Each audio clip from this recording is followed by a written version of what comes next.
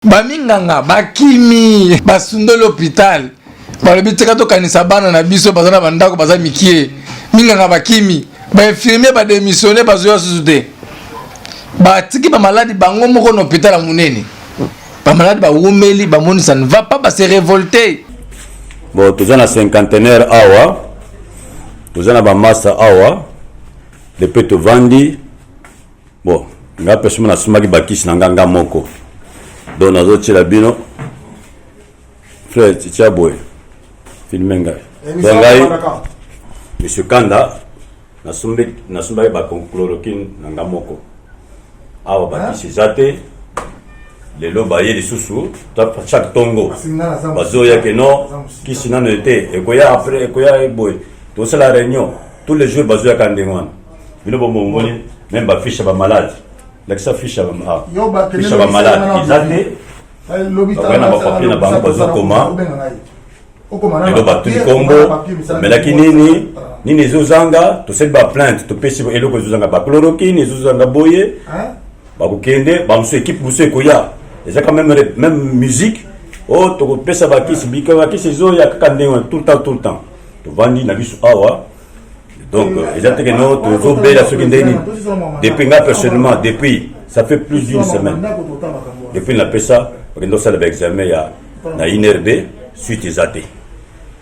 Lobby, tout s'est révolté, surtout, le ministère de la Santé va changer Bango, Indien Oyo, na minute Oyo, nous avons fait la Sabino, de Bakangi Kadena Libanda. Donc, awa, nous avons fait la fenêtre, porte, ils ont bloqué. Ba bloqué ba porte nyonso oyo do toza confiné mais to respirer ezate respiration ezate ba kani ba fenêtre wana ba tie ba vis donc ils ont respiré te bino mo bomoni ba condition toza nango toza ba master na biso wa bon ba master mi balé ba dans la France master na biso comme on a Paul ya banda na Norvège ngape na banda na France bon depuis to yewana toza na santé ezate que no corona nde bazo dramatiser wana bo pese biso ko tozo bela corona bo pese biso ka si ba résultat bon depuis wana to vandika ndingwana donc ngai na zoki des résolutions demain lobi na zo bima na ngai na zo kende donc j'en ai marre ezate que tozo bela zo la ngani moko bono bakisi botala bakisi a ezate bazo katela mutu comprimé moko ba pesa ye ya chloroquine ole bo pesa ba plaquette mutu alanda cure na ye pendant 8 jours ne balobi non la musique, je vais expliquer biso. Donc on en a marre, na biloko ndengwana. C'est comme si biso to yaki avec cop, ngat personne ndeng na zomona. Poste indien oyo ezaki marché na été, ezaki marché ministère nani, ba aller ba changer ba équipe tout ça, trop de complications, on ne comprend rien.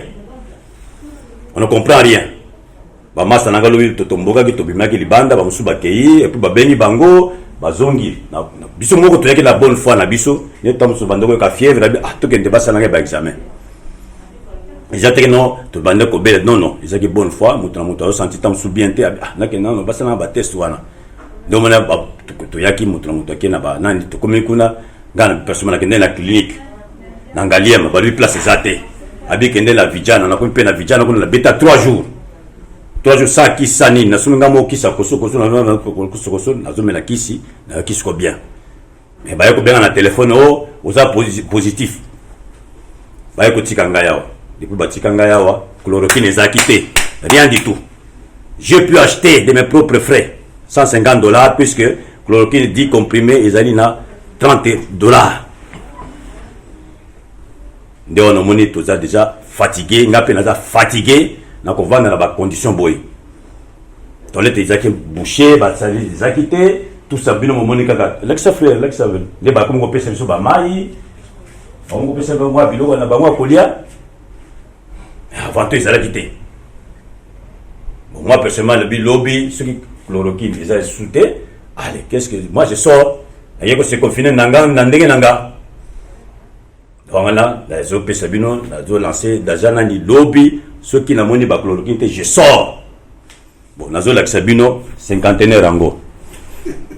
Oui, Nazo Laxabino, partout aux hommes, Awa.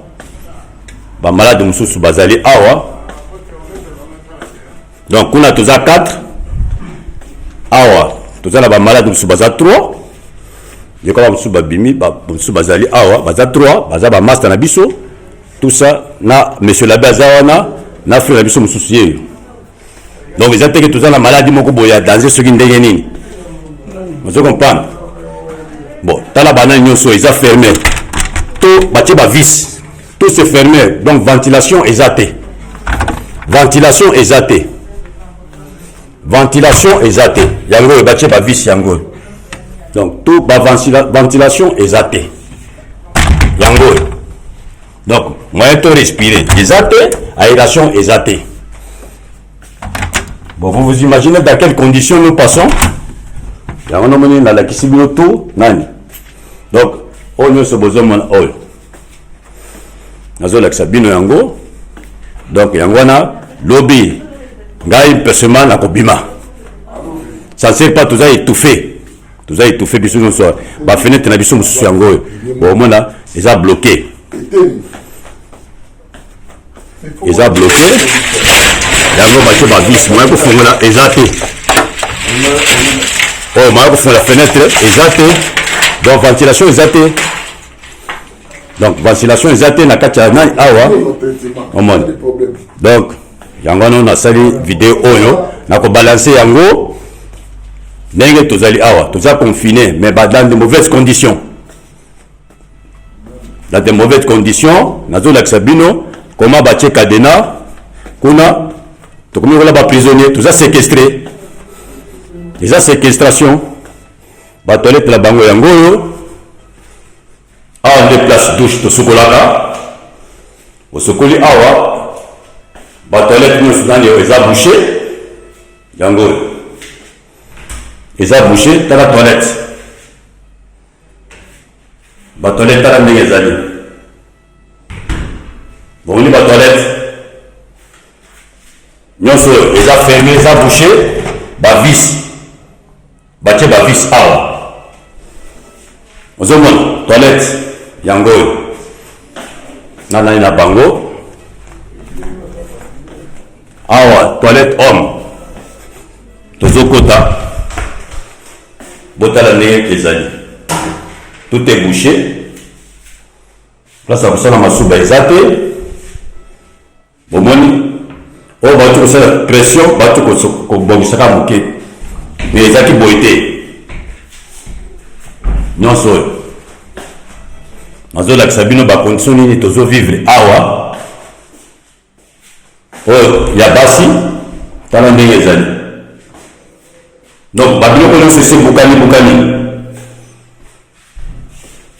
nyonso ese bukani tout ese bukani bapapier toilette eza te ndenge bozomona to papier toilette eza te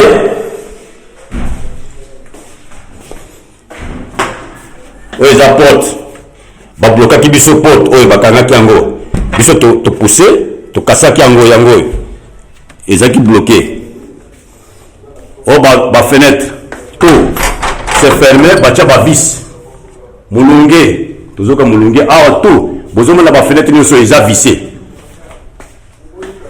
bafenêtre nyonso eza vissé tout est vissé donc okofunga la fenêtre oyo te nyonso kobanda ti kuna na suka nani tozokende boye tokoma ti na suka kuna bomona bino moko tout est vissé donc aération eza te donc nazokende nazolakisa bino aération eza te il n'y a pas d'aération donc yango wana tozolakisa bino awa siko nde sorti na biso mais tala batia cadena batia chaîne yango oyo bomoni chaîne yango oyo batie cadena libanda moye tobima eza te donc nde omoni bacondition batie biso c'est comme si toza na kati ya prison donc nalakisi bino bacondition nini tozovivre awa donc lobi lundi biso tokobima awa tozobima awa tokende pa ministre ya santé On a ça comment toujours vivre dans des conditions oyo. On en a marre. On n'est pas des prisonniers. On va passer sur le résultat, on va passer sur le résultat. Bon, on a évité ce qu'ils ont, on ne comprend rien. Nous avons merci bazoya na ebi yelo bazoya ko sala te bazozo biso depuis tongo ata bazu ba attention le moto ba ka bazu ka ba plainte au liaki au sala kinini et c'est tout. Donc awa esika ba master langa o mbeto langa nazali. Donc na présenter bino ndenge tozo passer ba condition awa moni oiza bilo wa kolia ezo talibanda ni bazo mele biso ya kacha wa il faut que zela tam somboni après sur 15 heures ne ba il faut ko benga bango bilo wa kolia zate ozomona ba papier mouchoir eza biso moto sombaki na ba savon wana tala ba sal ndenge zali bino mo boni sal ndenge za ba moni sal ndenge zali. Alors, bazo chef sur la condition moko anormal. Donc, yango na moni na sali vidéo oyo ce qui lobi to bimi to longwe bato balo baté non bato na ba série non ils a révolte té puisque lobi to kende ka ndengwa ba musuba kenda ki ba ko zonga. Va faire comprendre biso mais je vois pas que non ba condition ça bien té. Donc brièvement parlant, c'est ce que je fais comme vidéo. Je vais balancer ça, vous partagez. Naturellement, c'est la vidéo toute ma vie. Donc, première fois, c'est la vidéo. Tout ça, à Kinshasa, dans l'hôpital centenaire. Centenaire, nous avons un indien moko. Il y a un kangabiso, nani wana, chaîne wana, azu kadena kangi. Il ne veut rien savoir. Il paraît que indien wana, betaka ministre moko ya santé, a giflaka il y a longtemps. Nous avons interpellé. Autorité, tout, nous sommes des Congolais, on ne peut pas être maltraité comme ça. On n'est pas d'accord. Bon, on a fait ce message, vous partagez la vidéo, vous avez fait tout ça, vous avez corona, mais vous avez corona, vous avez la beauté. Vous avez une maladie, vous avez des conditions, des symptômes. Vous avez affiché des symptômes en côté. Il y a une vidéo oyo. Donc, vous partagez yango, Bon, nakati. L'art d'illuminer votre beauté. Actrice de tous les désirs, de toutes les émotions. Grâce Beauté vous invite à la découverte de soi, à l'élégance du geste qui réveille. Au jeu de la séduction qui transcende, à la quête de sa vérité. Acheter Grâce Beauté, c'est offrir à son teint un éclat qui lui ressemble. Laisser ses couleurs effacées aux femmes effacées. Ne choisir que la lumière, choisir d'entrer dans la lumière. Un concept lumineux et une rencontre de l'art et la cosmétique. Grâce Beauté Cosmétique Paris est une création lumineuse et audacieuse, née de la rencontre entre un atelier de beauté spécialisé en cosmétique ethnique, de l'art en l'hommage à la femme noire et de la femme noire à la quête de la beauté universelle. Deux univers intemporels dont l'inspiration se nourrit de la même splendeur féminine. 13. Toute l'équipe Grâce Beauté seront en votre service.